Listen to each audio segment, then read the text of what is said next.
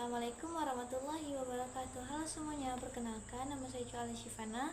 Saya dari Mandima Aceh Besar. Pada kesempatan kali ini saya akan meresensikan buku yang berjudul Daud Bereh, Pejuang Kemerdekaan yang Berontak. Buku ini itu ditulis oleh tim Tempo. Diterbitkan oleh Kepustakaan Populer Gramedia atau KPG. Buku ini diterbitkan pada tahun 2011, berjumlah halaman 160 halaman dengan ukuran buku 16 x 23 cm dengan ISBN 978 979 91 03093. Buku Daud Bereh, Pejuang Kemerdekaan yang Berontak ini bagian dari seri tokoh Islam di awal kemerdekaan yang diterbitkan oleh Tempo dan Kepustakaan Populer Gramedia. Seri ini menghadirkan kembali kisah tokoh-tokoh Islam yang memberi warna dalam perjalanan Indonesia pasca kemerdekaan. Salah satu yang diangkat oleh buku ini adalah Tengku Daud Bereh, ulama besar dan tokoh karismatik Aceh.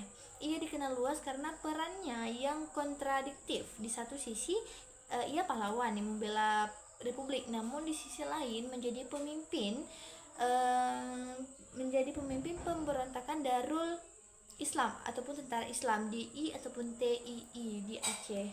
Buku ini hadir untuk menyingkap sisi-sisi kehidupan Daud Bereh secara lebih seimbang, memperhatikan bahwa sejarah itu tidak terlalu hitam dan putih.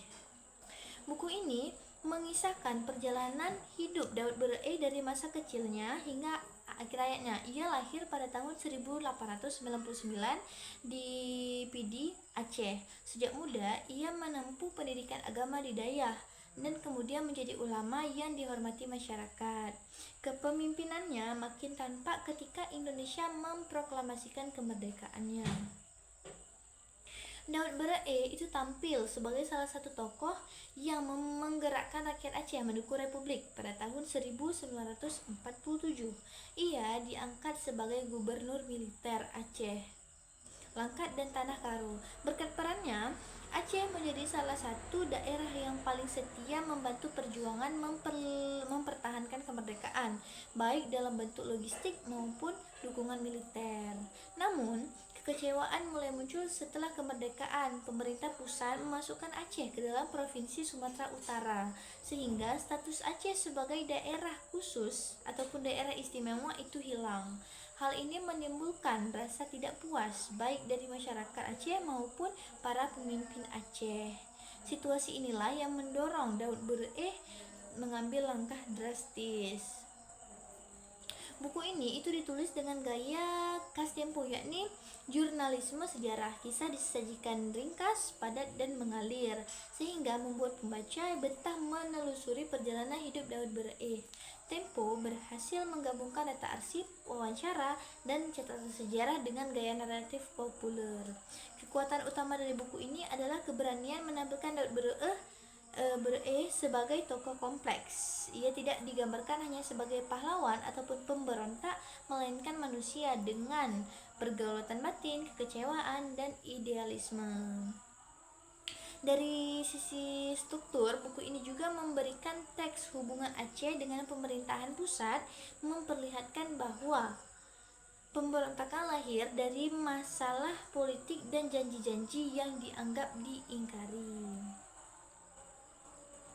Kelebihan buku Daud Bereh, Pejuang Kemerdekaan yang Berontak, terletak pada daerah penulisan khas Tempo yang ringan, mudah dipahami, dan mampu menyajikan sosok Daud Bereh secara berimbang. Ia tidak hanya sebagai pahlawan ataupun pemberontak, tetapi juga sebagai manusia dengan idealisme dan dilema politik. Buku ini juga memberikan gambaran jelas tentang hubungan Aceh dengan pemerintah pusat pada awal Republik, sehingga membantu pembaca memahami konteks lahirnya pemberontakan titik. Namun kelemahannya adalah analisis yang tidak terlalu mendalam karena ditulis dalam bahasa yang populer, serta beberapa bagian terasa singkat dan belum mengeksplorasi secara detail dinamika sosial ekonomi Aceh saat itu. Buku Daud Bereh Pejuang Kemerdekaan yang Berontak adalah buku yang penting untuk dibaca siapa saja yang ingin memahami perjalanan sejarah Indonesia dari perspektif daerah, khususnya Aceh. Buku ini pun menegaskan bahwa sosok Daud Bereh tidak bisa dilihat hanya sebagai pahlawan ataupun berontak. Ia adalah seorang ulama dan pejuang yang berhadapan dengan dilema politik, sosial sekaligus di awal masa Republik. Ini yang bisa saya resensikan. Sampai jumpa, ketemu lagi, bye bye.